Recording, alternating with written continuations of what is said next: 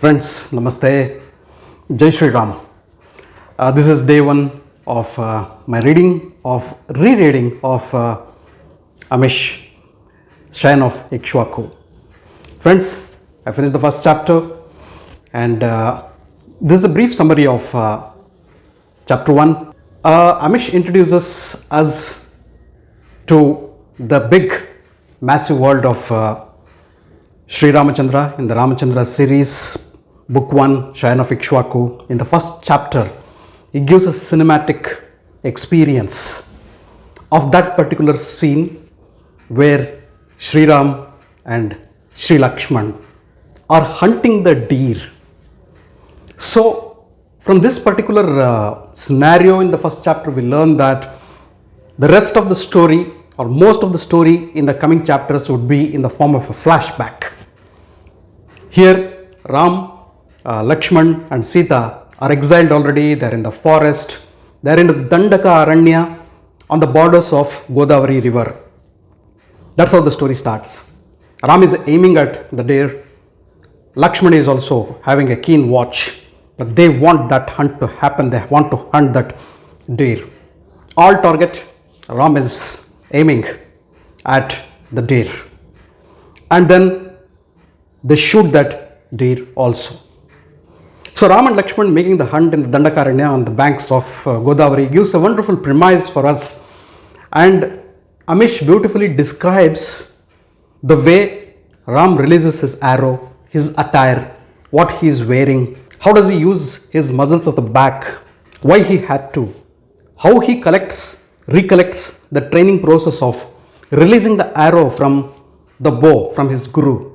Minute, small details as very typical of Amish are given. And then we are introduced to certain characters. While hunting the animal, the deer, and carrying it back home to their hermitage, Ram and Lakshman have a conversation. Lakshman feels that there is a conspiracy. Some conspiracy is running around them, and he senses that their brother Bharat may be involved in the conspiracy. Ram nullifies it.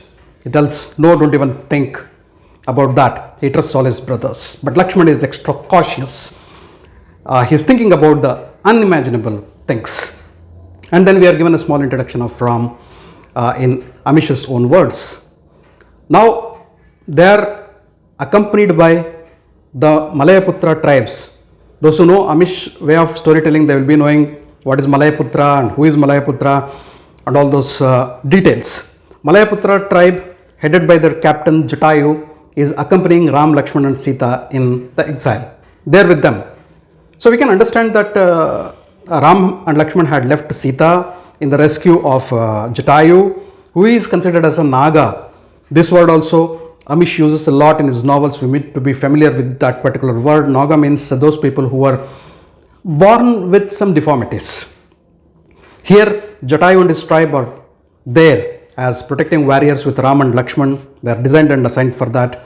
And Ram and Lakshman, while going on a deer hunt, had left Jatayu and his troop Malayaputra tribe with Sita for the rescue, and they have come. So here we have the introduction of Ram, Lakshman and Sita in the jungles of Dandakaranya.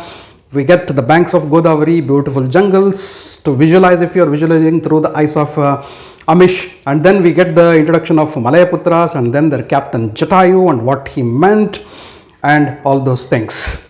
So as we imagine these things, Ram happens to hear some sound which creates a chill in his spine and also a fear and a panic.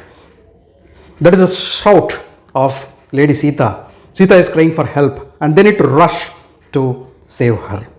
And as they rush, her cry intensifies and then slowly nullifies, and they can hear some other sound which is very familiar to them. That is the sound of Pushpaka Vimana of Ravana. Here we get goosebumps to learn that Ravana is kidnapping or taking Lady Sita to Lanka in his Pushpaka Vimana.